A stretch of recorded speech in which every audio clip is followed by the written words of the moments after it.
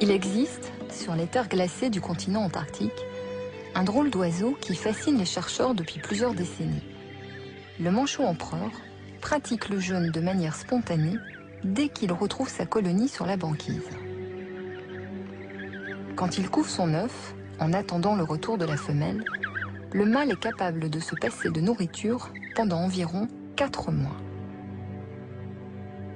Faculté extraordinaire qui a toujours étonné Yvon Le Mao.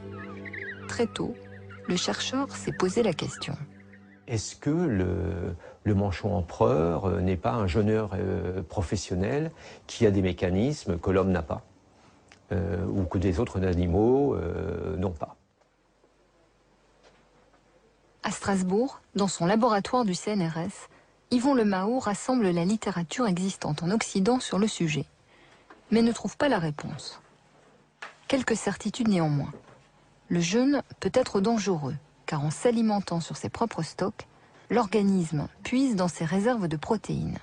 Or, les protéines, ce sont les muscles, et le cœur est aussi un muscle. Lorsque la moitié des protéines ont disparu, c'est la mort.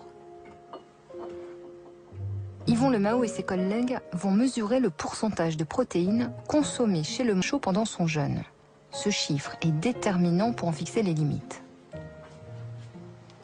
Le résultat est remarquable. Pendant la plus grande partie du jeûne, les protéines fournissent chaque jour seulement 4% de la dépense énergétique. 96% proviennent des lipides. L'organisme s'adapte parfaitement. Il économise ses protéines.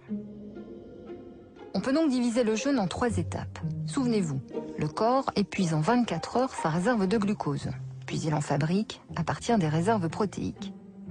Débute alors une deuxième phase, pendant laquelle il va économiser ses protéines et utiliser en priorité les lipides. Cette phase peut durer très longtemps selon les réserves de graisse disponibles. Chez le manchot, elle peut atteindre les 100 jours sans problème. Mais les réserves s'épuisent petit à petit. Quand 80% du stock de graisse a disparu, les protéines ne sont plus économisées. L'animal entre en phase 3, il doit se réalimenter avant qu'il ne soit trop tard.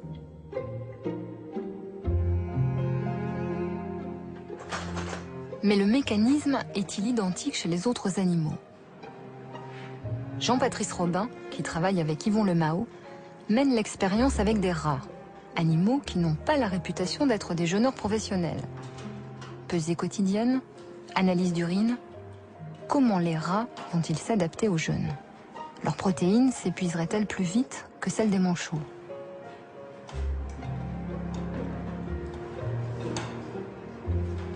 Surprise, les résultats sont comparables. Pendant la phase 2, le rat économise ses protéines de la même manière que ne le fait le manchot.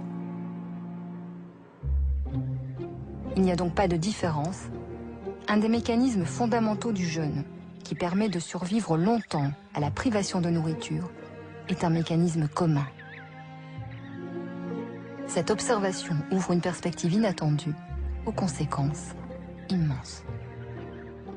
Et si le mécanisme est commun, c'est que ce mécanisme, il a existé dès qu'il y a eu des animaux sur Terre. Et l'homme, on voit qu'il a les mêmes capacités. Donc le jeûne, au lieu d'être quelque chose de dangereux, c'est une adaptation qui a existé dès les premiers temps de la vie sur Terre et qui, du moins dans les limites que nous avons définies, ne présente aucun danger. La capacité à jeûner serait donc un mécanisme d'adaptation modelé par l'histoire de l'évolution. Du manchot à l'homme, il n'y a qu'un pas. Des travaux scientifiques ont montré qu'un adulte d'1,70 m, pesant 70 kg, possède environ 15 kg de réserve de graisse. De quoi tenir, s'il est en bonne santé, une quarantaine de jours.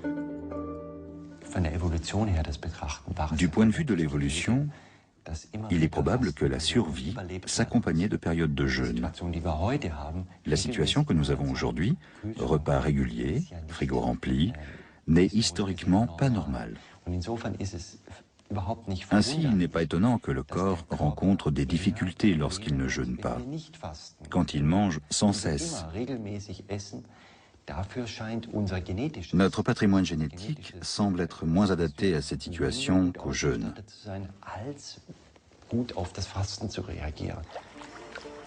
Ainsi, notre organisme serait mieux équipé pour supporter la carence de nourriture que l'excès. Le jeûne ne ferait donc que réactiver des réflexes ataviques ancrés dans la mémoire du corps. Si l'hypothèse est fondée, si la capacité de jeûner est héritée de notre évolution, elle doit pouvoir être observée dans le code génétique. Notre mémoire est là. Mais qui serait assez fou pour chercher ce que personne ne cherche ?